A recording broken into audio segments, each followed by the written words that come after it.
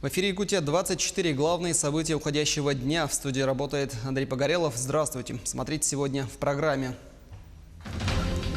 Успешный пуск. Поиски фрагментов ракеты-носителя продолжается в Вилюйском районе. Реформа долевого строительства. Почему в республике к назначенной дате только один застройщик перешел на эскроу-счета? Завоз топлива, оформление паспортов готовности и предоставление субсидий. Подготовку к отопительному сезону обсудили на заседании коллегии Министерства ЖКХ региона. Уникальный формат и 4 предмета. Международная олимпиада Туймады объединила школьников из России и других стран мира. Готов ли к службе? Алданский военкомат отчитался о весеннем призыве. Каковы показатели?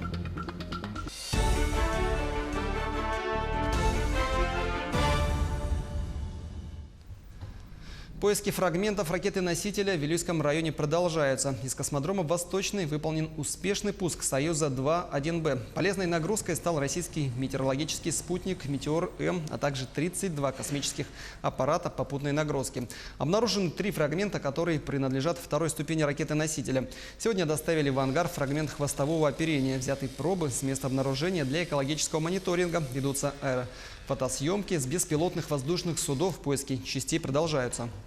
9 июля 2019 года был обнаружен фрагмент хвостового отсека.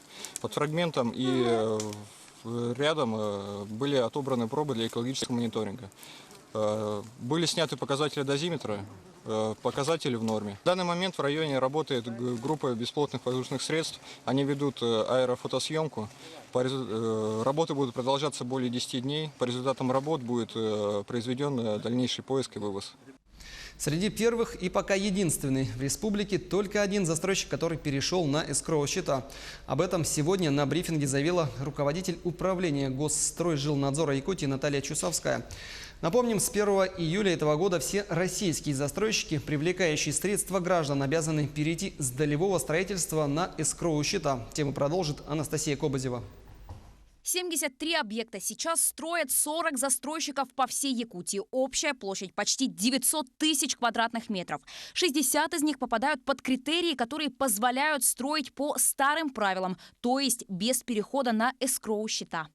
Те застройщики, которые получили разрешение на строительство до 1 июля 2018 года и объекты строительства которых имеют стройготовность более 30% и количество заключенных ДДУ составляет более 10%.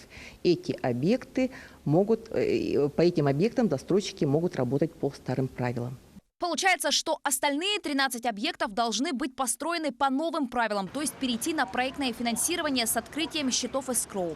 Но, как оказалось, сделать это не так просто и занимает время. ДСК пока единственный застройщик в республике, который перешел на новую форму строительства жилья.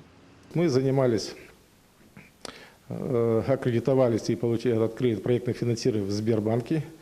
Занимались довольно-таки долго. То есть мы занимались порядка 9 месяцев. Сбербанк нас проверил полностью всю нашу бухгалтерию, все наши отчеты. То есть эта проверка проводилась очень долго, довольно досконально. Остальным заявлениям, банки рассматривают. Самый активный банк на территории республики – это у нас Сбербанк. Но, к сожалению, остальные банки, которые уполномочены на территории, еще не готовы работать с застройщиками.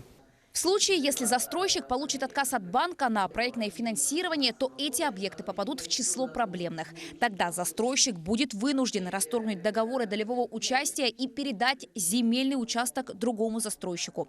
Переход на эскроу-счета – это способ обезопасить дольщиков. Без ничего человек уж точно не останется.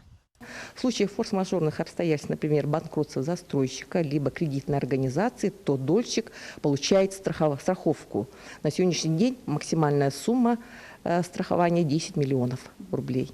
А между тем правительство региона решает вопросы по 6 проблемным объектам. Без денег и обещанных квадратных метров остались 138 человек. В этом году выделят 150 миллионов рублей. Но этих денег не хватит, чтобы выплатить компенсацию даже половине обманутых дольщиков. Обезопасить себя в первую очередь должен сам человек. Всю актуальную информацию о застройщике и объекте можно получить на официальном сайте dom.rf. Анастасия Кобызева, Григорий Охлопков, Якутск.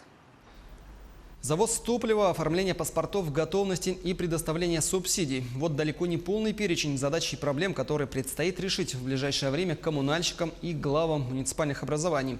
Подготовку к отопительному сезону обсудили в Якутске. На заседании коллегии Министерства ЖКХ особое внимание уделили и вопросу погашения задолженности учреждений перед ресурсоснабжающими организациями.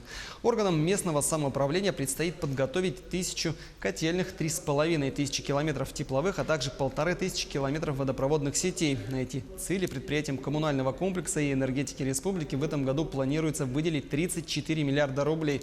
В прошлом году эта сумма была на 9 миллиардов меньше. Сегодня идет активная фаза завоза топливно-энергетических ресурсов. Их у нас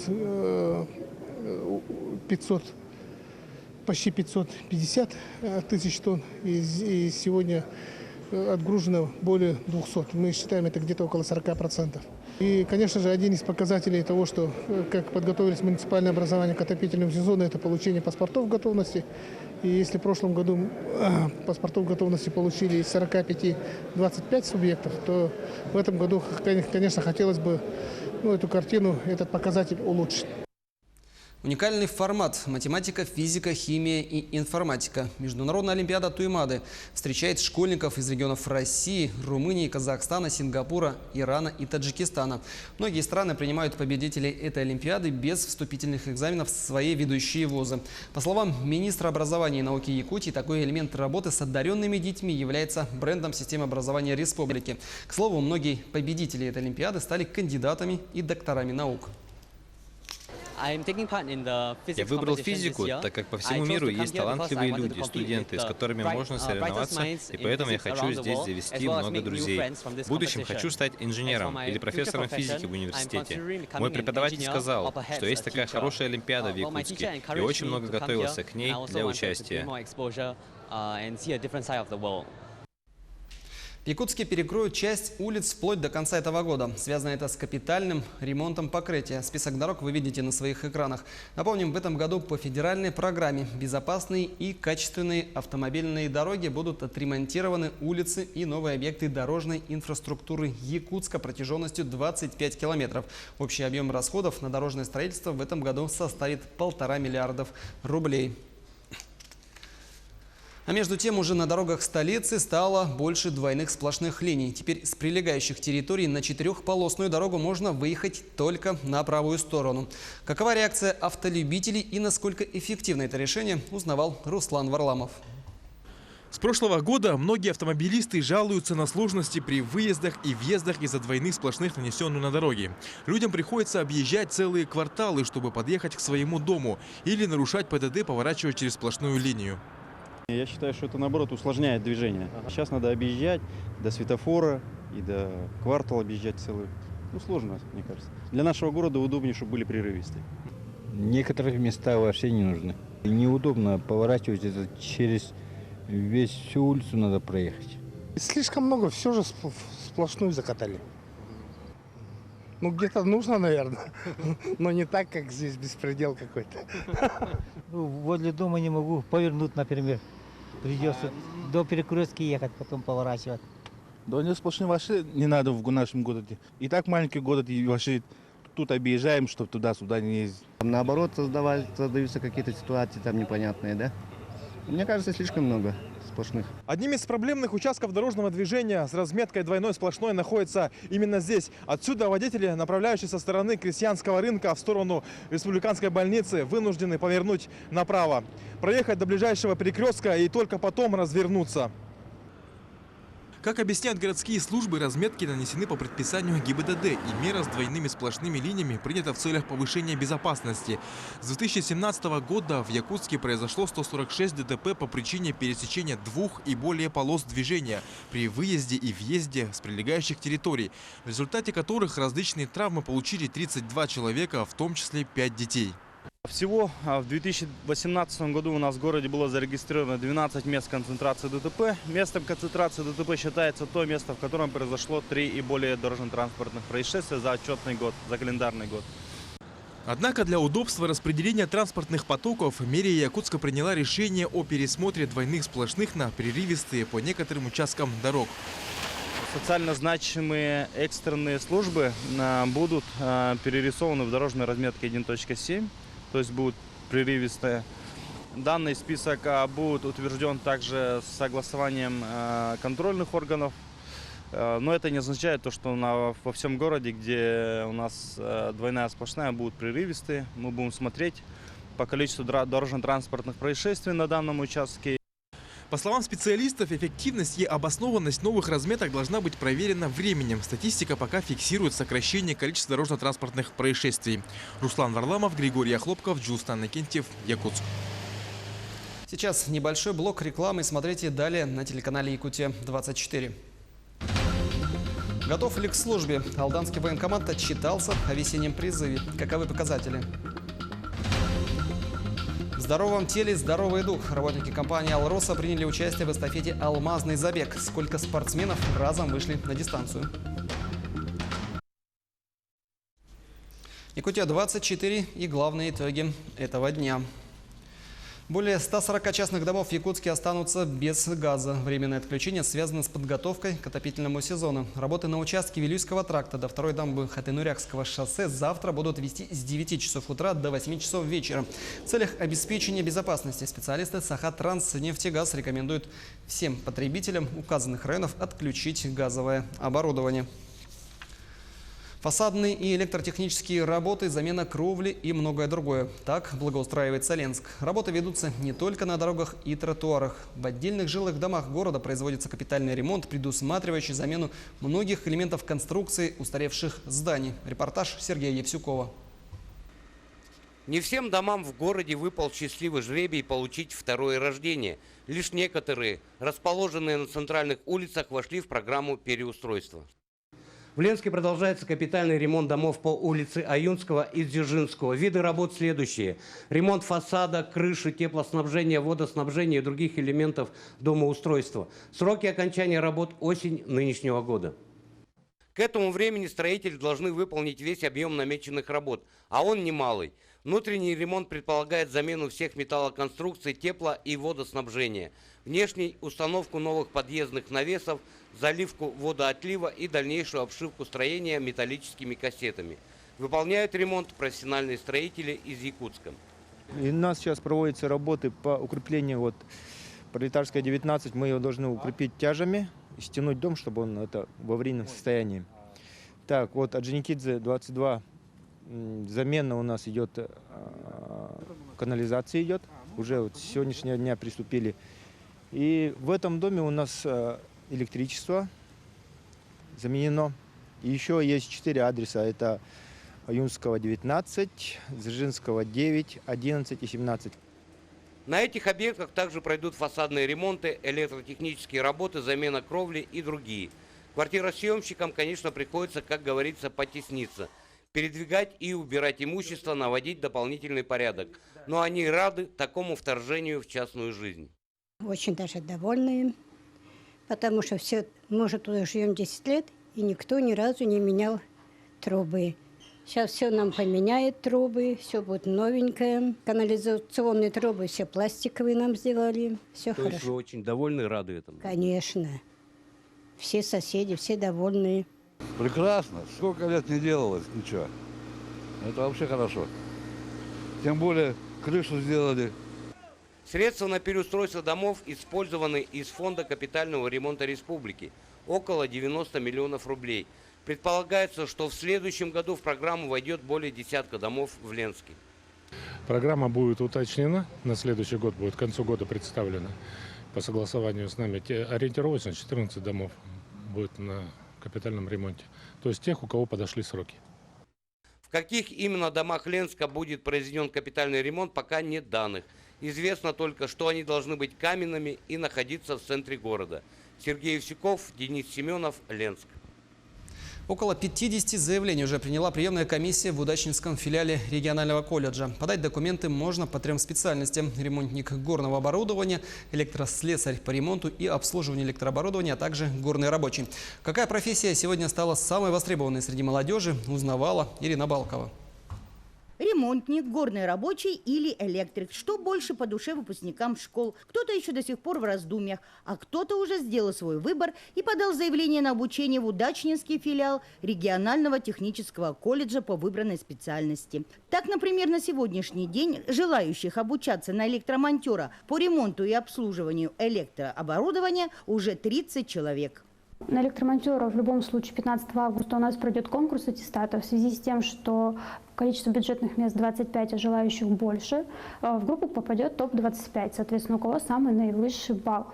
Кто не пройдет по конкурсу, тем будут предложены другие специальности на выбор: горный рабочий или ремонтник. Почему молодежь все больше выбирает профессию электрика? И гарантировано ли трудоустройство после окончания колледжа? Каждый год у нас идет заявка подается заявка от Удачнинского ГОКа о том, что они нуждаются именно в этих специалистах.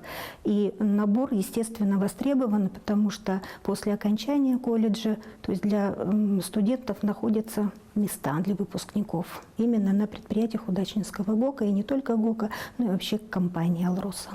Всего за 30 лет существования Удачнинского филиала по этой специальности выпустилось около 400 человек, и все они нашли работу по своей профессии. А вот обучаться по специальности горный рабочий пока не изъявил желания ни один. Из 20 бюджетных мест по специальности ремонтники горного оборудования, по которым могут обучаться и девочки, принято 13 заявлений. Также предусмотрены коммерческие места. Стоимость обучения в год 55 тысяч рублей. Если после 15 августа останутся свободные вакантные места, комиссия продлит свою работу до ноября.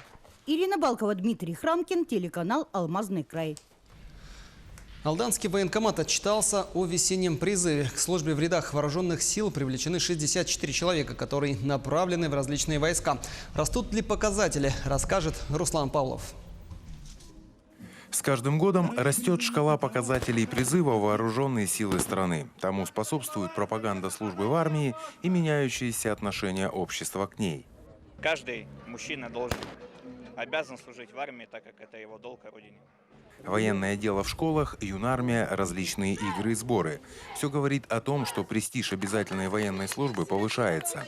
В условиях образовательной реформы, когда обучение в школе составляет 12 лет, в армию можно смело идти со школьной скамьи, что некоторые и делают. Но у нас интересная тенденция призывы же весенний и осенний.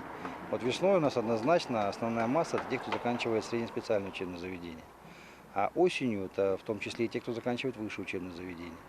И весной у нас есть и 11-классники, кто идет в армию целенаправленно, отслужить, чтобы потом уже спокойно учиться и не дергаться, скажем так. С весенним призывом в Алданском районе справились на отлично. В различные войска и части поехали 64 новобранца, что чуть-чуть превышает плановые показатели. Все показатели, которые должны быть выполнены, наряд нами тоже выполнен. Призывники наши убыли в войска по воинским частям, в принципе, по всему округу. И в ВДВ попали, и в спецназ попали, и в военно-морской флот попали, в части различных центральных подчинений. Несмотря на армейскую популярность, показатели по медицинским отклонениям остаются прежними. Около 30% ребят списываются. Основные заболевания у призывников, которые выявляют медики, это проблемы с желудочно-кишечным трактом, психические и неврологические отклонения. Новобранцы уже надели армейскую форму в своих частях, а сотрудники военкоматов готовятся к осенней призывной кампании. Руслан Павлов, Александр Лукин, Алдан. Дистанция в 1,5 километра для непрофессиональных спортсменов. Работники Треста, Алмаз-Автоматика и Института Якут-Днепроалмаз вышли на стадион «Триумф». Они приняли эстафету акции «Алмазный забег». Все подробности у наших мирнинских коллег. В здоровом теле здоровый дух. Эту истину решили подтвердить 400 алросовцев. Они стали очередными участниками алмазного забега. Напомним, акцию запустили по инициативе профсоюза «Профалмаз» и КСК. В рамках нее сотрудники Алроса и члены их семей каждое воскресенье выходят на беговую дорожку стадиона «Триумф». Это сотрудники медцентра, КСК, некоммерческая организация «Алмазик» и еще 21 подразделение алмазной компании. По словам организаторов, участвовать могут работники вне зависимости от пола и возраста. По желанию приходят также члены их семей. Но в спортивном забеге на 2 километра на время принимают участие только сами работники предприятия. В минувшее воскресенье на старт вышли специалисты Якутнепроалмаз и Треста Алмаз-Автоматика. Участники пробежали дистанцию в 1,5 километра. Поучаствовать в забеге решил и руководитель института Андрей Зельберг. На победу настроены те, кто бежал с номерами. Я, к сожалению, не могу. Но все настроены на получение положительных эмоций, заряда бодрости, как я сказал. В общем, хорошее настроение. Поэтому атмосфера замечательная и прекрасная инициатива КСК. Его поддержал программист института Артур Николаев. Он уверен, спорт – это залог успешной карьеры. Каждый свой день он начинает с пробежки и призывает к этому всех коллег. Народ к спорту – это всегда было хорошо. А сейчас, когда лето у нас короткое, заняться спортом само то. Я по себе знаю, с утра встать, побегать, это сразу заряжает прям на, на столько количества дел на день вперед просто. Лучшим бегуном на этот раз стал Александр Катин. По его мнению, бег полезен не только для здоровья. У нас, конечно, в КСК много проходит различных мероприятий спортивных, но такой такой вид как никогда укрепляет связи между коллективами, подразделениями. Следующий алмазный забег состоится 14 июля. В нем определят лучших уже среди сотрудников предприятия «Камерал». Алина Нечаева, Алексей Меркулин, телеканал «Алмазный край». Всемирные игры победителей в Москве собрали детей из 15 стран, победивших рак. На празднике жизни и спорта побывала и сборная Якутии. Дети и их родители приняли участие в масштабном спортивном событии благодаря поддержке благотворительного фонда «Праздник жизни». Какие места заняли якутяне и как прошли 10-е юбилейные игры, расскажет Айсена Бурнашова. 9-летний Дима Босиков из Якутска шустро бегает по полю и мечтает забить свой первый гол на играх. За плечами у юного спортсмена целых 4 года усердных тренировок. А еще страшное заболевание – рак. Болезнь поразила почку мальчика. Год химиотерапии, посещение больниц и медцентров. И вот маленький, но уже не по годам сильный Дима вышел из борьбы с болезнью победителем. Будем еще сильнее, надеюсь. Будем вживаться в жизнь. Да? Да, Дима? Да. Мы сильные? Да. Помимо футбола, программа соревнований также включает в себя плавание, стрельбу и многое другое. Всего 6 дисциплин и 10 возрастных категорий. Вот с 10-12 лет уже видно, что детишки более стойкие, так и более характерные, я бы так сказал. То есть в любом случае, скажем так, специфика этого турнира, она сказывается, конечно. Якутию вместе с Димой на играх представляют еще 5 детей. Юные спортсмены уже могут похвастаться золотыми медалями. Так, уверенно отражая удары соперников, в настольном теннисе победу среди юниоров одержал Михаил Федоров. Я играл со всеми народами и странами, с которыми я мог играть. А сколько у тебя соперников было? Очень много. Еще одно золото в копилку сборной республики принесла Сахаяна Слепцова. Якутянка стала победителем в дисциплине ходьба в возрастной категории 12 лет. Конечно, радовалась, заодно и волновалась. Медаль, не такая большая, не такая маленькая. Всего же историю болезни в историю побед на играх переписали свыше 500 участников из разных стран мира. Праздник спорта завершился под громкие фанфары и несмолкаемые аплодисменты. И пусть не все получили золотые медали, не страшно, ведь здесь нет проигравших. Каждый из ребят еще до старта одержал свою главную победу – победу над страшным заболеванием. Айсена Бурнашова, Виктор Олесов, Москва. Это были итоги дня. Я на этом с вами прощаюсь. Удачного вечера.